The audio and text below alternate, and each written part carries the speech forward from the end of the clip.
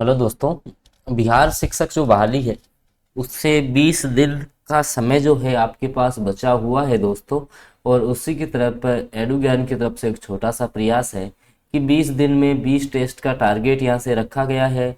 आज जो है मॉक टेस्ट एक नंबर जो है वो कंप्लीट कर लिया जाएगा।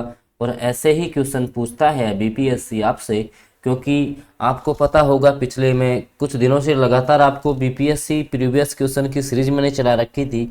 उनके आधार पे कौन से क्वेश्चंस जो हैं वो 2023 की जो आपकी ये 24 से 27 अगस्त को एग्जाम होने वाली है, इसमें कौन से क्वेश्चन बीपीएससी पूछ सकता है, उनको जो है मैं यहाँ लेके आ गया हूँ। और 20 दिन में 20 मॉक टेस्ट अपन करेंगे और काफ़ी जो है बेनिफिट आपको यहाँ से होगा। और कहीं ना कहीं इन क्वेश्चंस में से मैक्सिमम क्वेश्चन जो है आपके पेपर में छपने वाले हैं। तो देखिएगा, बिना किसी देरी के अपन स्टार्ट करते हैं क्लास को। और क्लास अच्छी लगे लास्ट तक रुकिएगा। क्लास अगर अच्छी लगती है तो ही आप चैनल को सब्सक्राइब कीजिएगा। देखिएगा, बलसाड सत्याग्रह जो कि 1923-24 ईस्वी में हुआ था, उसका नेतृत्व किसने किया था? बिल्कुल नया क्वेश्चन है। बलसाड सत्याग्रह ऑप्शन है जमुनालाल बजाज, राजेंद्र प्रसाद, वल्लभ भाई पटेल और जयप्रकाश नारायण। और इसका ध्यान रखना, लास्ट में जो है आपके कितने क्वेश्चन सही होते हैं ये भी जो है आपको कमेंट बॉक्स में कमेंट करना है। देखिएगा, तो आपका जो बलसाड सत्याग्रह है 1923-24 में जो है, ये सरदार वल्लभ भाई जो पटेल हैं उनके नेतृत्व में संपादित हुआ था। तो ऑप्शन सी जो है वो सटीक आंसर हो जाएगा इस क्वेश्चन का। अगले क्वेश्चन की बात कर लेते हैं। देखिएगा, अगला जो आपका क्वेश्चन है, क्वेश्चन नंबर 2 पे अपन चलते हैं कि मोहनजोदड़ो के संबंध में आपका क्वेश्चन है कि मोहनजोदड़ो के टीले को खोजने का श्रेय जो है, आपको पता है कि एक जो सैंधव सभ्यता थी जिसके दो प्रमुख नगर थे, एक आपका हड़प्पा था, दूसरा आपका मोहनजोदड़ो था। तो ये जो मोहनजोदड़ो है दोस्तों, इसकी खोज का श्रेय जो है वो किसको दिया जाता है? ऑप्शन आपके सामने है, राखलदास बनर्जी हैं, दयाराम साहनी हैं, जॉन मार्शल हैं या माधव स्वरूप वत्स हैं। तो देखिएगा, मोहनजोदड़ो की जो खोज की थी दोस्तों वो की थी आपके राखलदास बनर्जी ने। तो ऑप्शन जो ए है वो सटीक आंसर रहेगा इस क्वेश्चन का। अगले क्वेश्चन की बात करते हैं। देखिएगा, क्वेश्चन नंबर 3 की तरफ अपन चलेंगे। तो क्वेश्चन नंबर जो 3 है उसमें आपसे पूछा गया है कि हड़प्पा जो सभ्यता थी उसमें विशाल स्नानागार का साक्ष्य जो है कहाँ से प्राप्त हुआ है, ये आपसे पूछा है। तो हड़प्पा से हुआ है, मोहनजोदड़ो से हुआ है, लोथल से हुआ है या धोलावीरा से हुआ है? तो दोस्तों, जो विशाल विशाल जो स्नानागार मिले हैं वो आपके मिले हैं मोहनजोदड़ो से। ऑप्शन जो बी है वो सटीक आंसर रहेगा इस क्वेश्चन का। याद रखना है, ऐसे क्वेश्चन से ही जो है आपसे बीपीएससी पूछने वाला है। अगले क्वेश्चन की बात कर लेता हूं मैं दोस्तों। अगला जो आपका क्वेश्चन आपके सामने आ रहा है कि निम्न में से कौन सा युग्म असुमेलित नहीं है या असुमेलित है, मतलब जो करेक्ट मिलान नहीं है जिसका, उस ऑप्शन का आपको यहाँ से चयन करना है। हड़प्पा रावी नदी के किनारे है क्या? मोहनजोदड़ो सिंधु नदी के किनारे है? कालीबंगा लोथल नदी के किनारे है? कालीबंगा घग्गर नदी के किनारे है? लोथल सतलज नदी। देखिएगा, लोथल पड़ता है गुजरात में, ये आपका पड़ता है गुजरात में। और सतलज नदी पे आपको पता है कि हीराकुंड बांध बना हुआ है, वो फिरोजपुर आपका पंजाब में। तो ये आपका इनकरेक्ट हो गया। कालीबंगा बिल्कुल घग्गर के किनारे है, मोहनजोदड़ो सिंधु नदी के किनारे है, हड़प्पा रावी नदी के किनारे है, लेकिन लोथल जो है वो सतलज के किनारे नहीं होगी। ऑप्शन डी जो है वो सटीक आंसर रहेगा इस क्वेश्चन का। आई होप समझ में आ गया होगा ये क्वेश्चन भी। दोस्तों फिर मैं बता दूं, लास्ट में आप अपना स्कोर जरूर कमेंट करें, कितने क्वेश्चन आपके सही हो रहे हैं। क्वेश्चंस का लेवल आप यहाँ से देख पा रहे होंगे कि सेम लेवल जो रखा गया है, जो बीपीएससी आपसे प्रीवियस ईयर में पूछा था, सेम उसी के पैटर्न पे ये मॉडल मॉक टेस्ट आपके लिए तैयार किया गया है। अगले क्वेश्चन की बात कर लेते हैं दोस्तों। अगला जो क्वेश्चन है वो आ रहा है सिंधु घाटी सभ्यता से, और उसमें भी जो है एक गोदीवाड़ा था। गोदीवाड़ा, इसका जो साक्ष्य है वो कहाँ से प्राप्त हुआ? धोलावीरा, लोथल, सूरगोदा या चंदवड़ो? तो कहाँ से आपका गोदीवाड़ा का साक्ष्य प्राप्त हुआ है? लोथल से। ऑप्शन बी जो है वो सटीक आंसर रहेगा इसका। अगले क्वेश्चन पे अपन चलते हैं दोस्तों। प्रिंस ऑफ वेल्स भारत कब आए? प्रिंस ऑफ वेल्स जो है वो भारत में कब आए थे दोस्तों, ये आपको बताना है। प्रिंस ऑफ वेल्स जो है भारत में दोस्तों 1921 में आते हैं, और वो बात है अप्रैल माह की। तो अप्रैल 1921 में प्रिंस ऑफ वेल्स जो है, प्रिंस ऑफ वेल्स आपके भारत आए थे। तो ऑप्शन ए जो है वो सटीक आंसर रहेगा इस क्वेश्चन का। चलते हैं अगले क्वेश्चन पे दोस्तों। अगला जो आपके सामने क्वेश्चन आ रहा है कि स्वराज पार्टी की स्थापना कब हुई थी। आपको ये भी पता होगा कि स्वराज जो पार्टी है इसकी स्थापना मोतीलाल नेहरू, याद रख लेना, मोतीलाल नेहरू और चित्तरंजन दास के द्वारा इसकी स्थापना होती है। ये भी आपको पता होगा दोस्तों। लेकिन स्थापना कब होती है ये इंपॉर्टेंट है आपके लिए। तो इसकी जो स्थापना है दोस्तों, आपके मोतीलाल नेहरू और जो चित्तरंजन दास है इनके द्वारा स्वराज पार्टी की स्थापना होती है। और ये जो स्थापना है दोस्तों सन 1923 1923 में जो है स्वराज पार्टी की स्थापना होती है। अच्छा क्वेश्चन है, बीपीएससी पूछ सकता है इस क्वेश्चन को। ऑप्शन जो बी है वो सटीक आंसर रहेगा। और दोस्तों अब आपको बता दूं भाई, 20 दिन और आपके जो है 20 मॉक टेस्ट यहाँ से होंगे। और आप जब 20 मॉक टेस्ट में, जैसे मान लो एक मॉक टेस्ट में 50 क्वेश्चंस का सेट है और 20 को आप इससे मल्टीपल करोगे तो 1000 क्वेश्चन हो गए। और फिर देखना इन 1000 क्वेश्चंस में से कितने क्वेश्चन जो हैं आपके पेपर में हूबहू छपते हैं, वो आपको बाद में मालूम लग जाएगा। देखिएगा अगला क्वेश्चन, निम्न में से किस धातु का प्रयोग हड़प्पा के लोग नहीं करते थे। वे कौन सी धातु थी जिसका प्रयोग हड़प्पा के लोग नहीं किया करते थे। सोना, चांदी, कांसा या लोहा। तो देखिएगा उस टाइम में जो है दोस्तों, मैं आपको बता दूं, जब आपकी हड़प्पा ये सभ्यताएं थी तो लोहा जो है परिचित धातु में नहीं आता था। तो इसका जो प्रयोग है वहाँ के निवासियों के द्वारा नहीं किया जाता था। तो ऑप्शन जो डी है वो सटीक आंसर रहेगा इस क्वेश्चन का। चलते हैं अगले क्वेश्चन पे। देखिएगा अगले क्वेश्चन की अपन बात कर लेते हैं। अगला जो आपका क्वेश्चन है कि किस हड़प्पा सभ्यता स्थल से कांस्य नर्तक की जो मूर्ति है वो प्राप्त हुई है। मोहनजोदड़ो, हड़प्पा, कालीबंगा या चंदड़ो। तो आप सबको पता है कि ये वाली जो है मोहनजोदड़ो से प्राप्त हुई है। ऑप्शन ए जो है वो सटीक आंसर रहेगा इस क्वेश्चन का।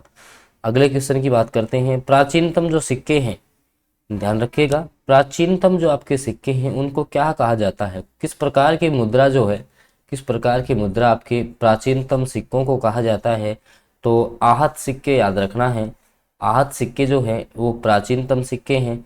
ऑप्शन सी सटीक आंसर रहेगा इस क्वेश्चन का। और दोस्तों सेशन आपको अच्छा लगता है तो आप इसको लाइक जरूर कर दें। चैनल पे नए हैं तो सब्सक्राइब कर लें और बेल नोटिफिकेशन को ऑन कीजिएगा ताकि अगला जो आपका टेस्ट है उसका भी जो आपको नोटिफिकेशन पहुंच जाए। देखिएगा हाथी गुम्फा अभिलेख का संबंध किस राजा से आता है। भाई जो आपका हाथी गुम्फा जो अभिलेख है इसका संबंध कौन से राजा से संबंधित था।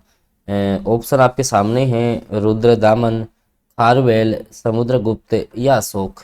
तो हाथी गुम्फा अभिलेख आपका खारवेल से संबंधित था दोस्तों।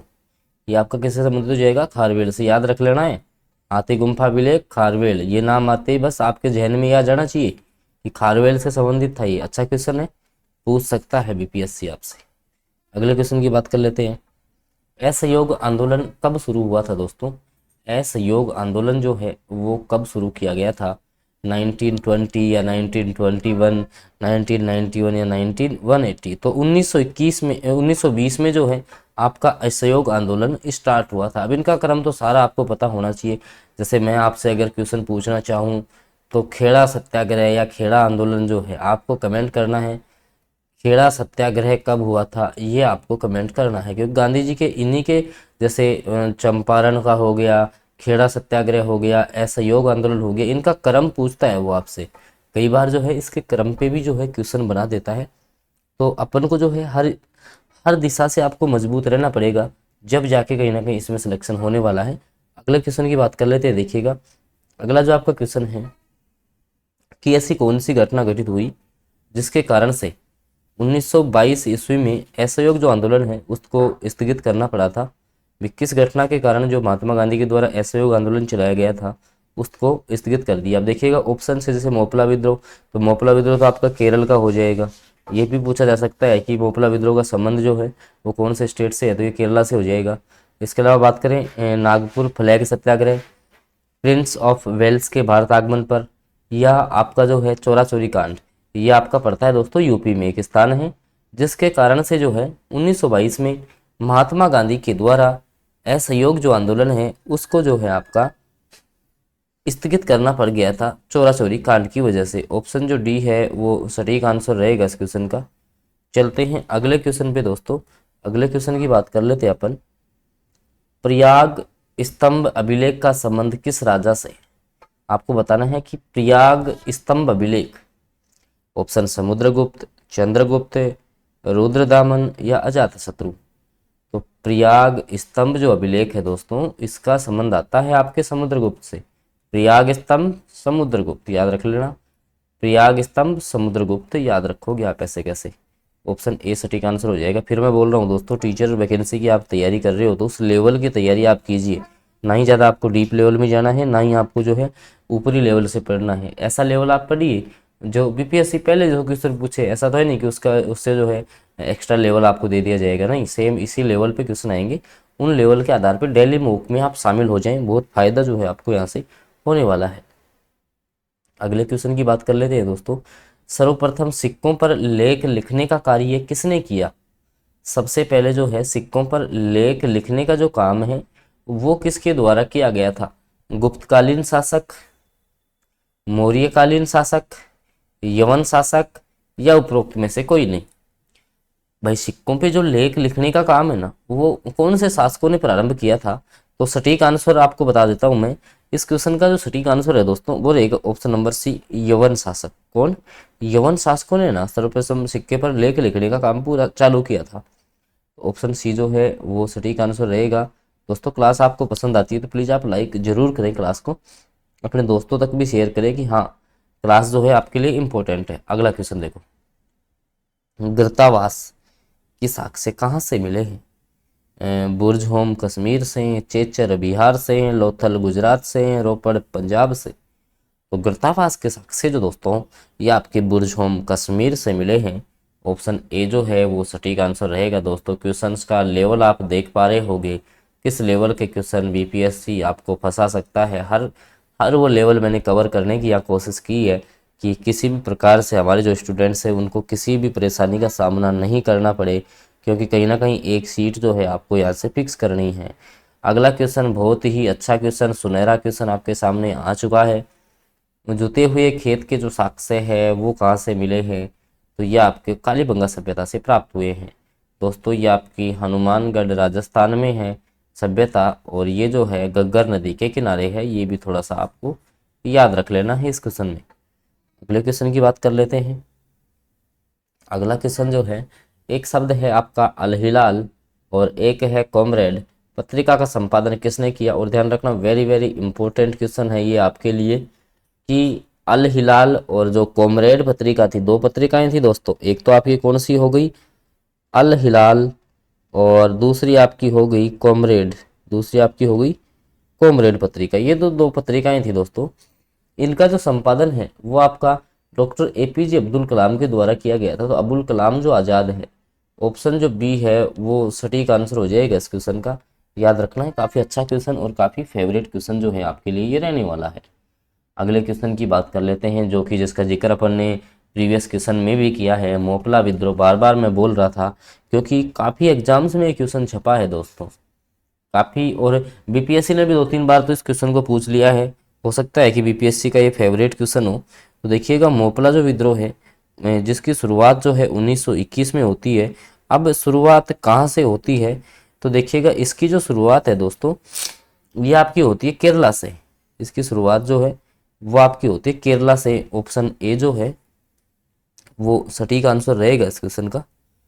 अगले क्वेश्चन की बात कर लेते हैं दोस्तों आपसे। चलते हैं अगले क्वेश्चन पे। देखिएगा अगला जो आपका क्वेश्चन है, जिस काल का कोई लिखित विवरण प्राप्त नहीं होता उसे क्या कहते हैं? भाई ऐसा समय कोई आया होगा जिसका जो है कोई लिखित विवरण प्राप्त नहीं था, या जिस काल का लिखित विवरण जो है प्राप्त नहीं होता दोस्तों, उस काल को कौन सा काल बोलेंगे? ये क्वेश्चन है।